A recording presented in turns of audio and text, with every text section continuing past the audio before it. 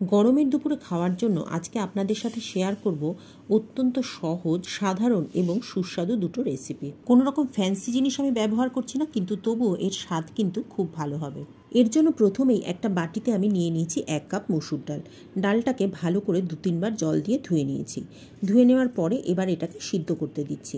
কড়াইতে সমস্ত ডালটা নিয়ে নিয়েছি, কিন্তু এখনই আমি এটাকে জল দিয়ে সিদ্ধ করছি না, তার আগে আরেকটা জিনিস দেব। নিয়ে নিয়েছি একটা কাঁচা আম। কাঁচা আমটার খোসা ছাড়িয়ে এটাকে টুকরো টুকরো করে কেটে নিচ্ছি। আমি খুব ছোট টুকরো করছি না, আমি এটাকে লম্বা লম্বি কয়েকটা টুকরো করে কেটে নিচ্ছি। ফ্রেঞ্চ ফ্রাইতে আলু যেরকম মোটা করে কাটা হয়, তার থেকে আর একটু বেশি মোটা করে আমি আমগুলোকে কেটে নিচ্ছি। হ্যাঁ, ঠিকই ধরেছেন, বানাচ্ছি আম ডাল। আমাদের সকলের প্রিয় আর গরমকালে খাওয়ার জন্য একদম উপযোগী। ভিডিওতে নিশ্চয়ই দেখতেই পাচ্ছেন আমি আমগুলো কিভাবে কাটছি। এখন কাঁচা আম একদম কচি অবস্থায় পাওয়া যাচ্ছে, আর এই আমগুলো ডালের মধ্যে দিলে এমনি গলে যাবে। এবারে ডালের সাথে আমগুলো দিয়ে একসাথে সিদ্ধ করে নিচ্ছি। অনেকেই ডালটা আগে সিদ্ধ করে তারপরে আমের টুকরোগুলো দিয়ে আরও একবার সিদ্ধ করেন, কিন্তু আমি এভাবে করি বলে আমি এরকমই দেখাচ্ছি। আপনার যেটা সুবিধা আপনি ঠিক সেই পদ্ধতিটাকে অনুসরণ করে টক ডাল বানাতে পারেন। এদিকে দেখুন, কথা বলতে বলতে ডালটা আর আমটা সিদ্ধ হয়ে গেছে। দেখতেই পাচ্ছেন আমগুলো একদম গলে গেছে। আমার সম্পূর্ণ ডাল আর আমটা সিদ্ধ করতে মোটামুটি 5-7 মিনিট লেগেছে। সমস্ত সিদ্ধ হয়ে যাওয়ার পর এবার একটু ঘেঁটে দিয়ে সব কিছু মিশিয়ে নিচ্ছি। তারপরে এর মধ্যে দিয়ে দিচ্ছি 1 চামচের 4 ভাগের 1 ভাগ হলুদ গুঁড়ো আর স্বাদ মতো নুন। আর এর মধ্যে দিয়ে দেবো 5-6টা চিরা কাঁচা লঙ্কা। অনেকেই টক ডালে একটু চিনি ব্যবহার করে থাকেন। আপনি যদি ভালোবাসেন তাহলে আপনি চিনি দিতে পারেন, কিন্তু আমি টক ডালে চিনি একেবারেই খাই না, সেই জন্য আজকে আর চিনির ব্যবহারটা করলাম না। জল দেওয়ার পর ডালের উপর যে ফেনাটা তৈরি হবে সেটা ফেলে দিচ্ছি। সেই ফেনাটা ফেলে দিয়ে আরও কিছুক্ষণ ফুটিয়ে নিয়ে ডালটা নামিয়ে নিচ্ছি। এবারে ডালটাকে ফোড়ন দিয়ে নেব। একটা ছোট হাতার মধ্যে আমি সামান্য একটু সর্ষের তেল গরম করে নিয়েছিলাম। সেই সর্ষের তেলের মধ্যে আমি ফোড়ন দিয়েছি 1 চামচের 4 ভাগের 1 ভাগ গোটা সর্ষে আর 2টো শুকনো লঙ্কা। ফোড়নটা ভালো করে ভেজে ডালের সাথে মিশিয়ে নিয়েছি। তৈরি টক ডাল। এবার চলে যাব দ্বিতীয় পদে। নিয়ে নিয়েছি একটা বেগুন। বেগুনটাকে গোল গোল চাকা চাকা করে আমি কাটছি। যেভাবে আসলে বেগুন ভাজা করা হয়, আমি ঠিক সেইভাবেই বেগুনগুলোকে কেটে নিচ্ছি। এবারে বেগুনের টুকরোগুলোকে একটা বাটির মধ্যে নিয়ে এগুলোতে নুন হলুদ মাখিয়ে নেব। বেগুনটাকে আমি আগেই ধুয়ে শুকনো করে রেখেছিলাম। এবারে নুন আর হলুদটা দিয়ে একদম বেগুনের গাগুলোতে ডলে ডলে খুব ভালো করে নুন আর হলুদটা মাখিয়ে নিতে হবে। ভিডিওতে নিশ্চয়ই দেখতেই পাচ্ছেন আমি কিভাবে নুন আর হলুদটা মাখাচ্ছি। আসলে বেগুনে নুন হলুদ মাখানোর ব্যাপারটা বলার কিছু নেই, সকলেই জানেন।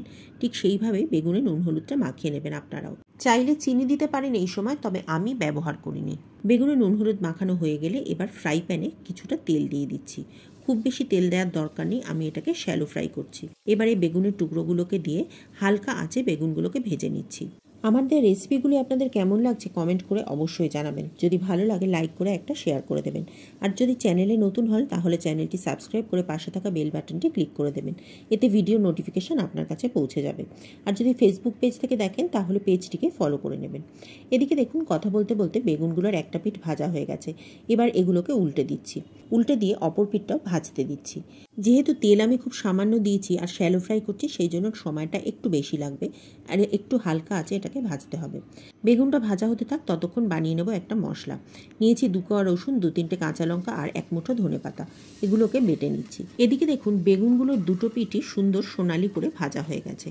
এবারে বেগুনটা আরও 2-3 বার উল্টে আরও মিনিট খানেক ভেজে নিচ্ছি। 2-3 মিনিট পরে এবার যে মশলাটা তৈরি করে রেখেছিলাম ধনেপাতা দিয়ে, সেইটা এর মধ্যে ঢেলে দেবো। ধনেপাতা বাটা দিয়ে এই বেগুন ভাজাটা খেতে যে এত সুস্বাদু লাগে সেটা আপনারা না বানিয়ে খেলে বুঝতেই পারবেন না। ধনেপাতা বাটাটা দেওয়ার পর এবার এর মধ্যে দিয়ে দেবো সামান্য একটু বিট নুন। বিট নুনটা দিলে একটা বেশ চটপটা স্বাদ আসে, সেই জন্য বিট নুনটা কিন্তু স্কিপ করবেন না, অবশ্যই দেবেন। এবারে শুধু একটাই কাজ আপনাকে ধৈর্য ধরে করতে হবে। একদম লো ফ্লেমে বেগুনটাকে উল্টে পাল্টে ধনেপাতা বাটার সাথে এটাকে রান্না করতে হবে। প্রতি 1 মিনিট অন্তর অন্তর বেগুনগুলোকে পাল্টে পাল্টে দিয়ে ধনেপাতার সাথে এটাকে রান্না করতে হবে। এতে বেগুনের মধ্যে সমস্ত ধনেপাতার ফ্লেভারটাও চলে যাবে আর ধনেপাতাগুলো খুব ভালো করে কষানো হয়ে যাবে। অধৈর্য হয়ে তাড়াহুড়ো করে আগুন বাড়িয়ে রান্না করতে যাবেন না, তাহলে কিন্তু ধনেপাতাগুলো পুড়ে যাবে। যখন দেখবেন বেগুনগুলো ধনেপাতার রস টেনে নিয়েছে আর ধনেপাতাগুলো একটু গা মাখা হয়ে কষানো হয়ে গেছে আর ধনেপাতার সুন্দর গন্ধ বেরোচ্ছে, তখন এটাকে নামিয়ে সার্ভিং ডিশে ঢেলে নেবেন। ধনেপাতা দিয়ে নানা রকম জিনিস বানিয়ে নিশ্চয়ই খেয়েছেন, কিন্তু একবার এইভাবে বেগুন ধনেপাতা বাটা দিয়ে বানিয়ে খেয়ে দেখবেন, দারুণ খেতে লাগে। বিশেষত দুপুরবেলার টক ডালের সাথে এই ঝাল ঝাল বেগুন ভাজা একটা অদ্ভুত ভালো কম্বিনেশন। অবশ্যই একদিন বাড়িতে বানিয়ে খেয়ে দেখবেন এবং কমেন্ট করে আমাকে জানাবেন আপনাদের কেমন লেগেছে। চ্যানেলে আরও 2 রকম টক ডালের রেসিপি দেওয়া আছে, ডেসক্রিপশন বক্সে লিঙ্ক দেওয়া থাকবে, আর আই বাটনেও ক্লিক করে আপনারা সেইগুলো দেখে নিতে পারবেন। তাহলে আজ এ পর্যন্তই। পরের দিন আবার দেখা হবে নতুন রেসিপি নিয়ে নতুন ভিডিওতে। ততদিন সকলে ভালো থাকবেন, সুস্থ থাকবেন।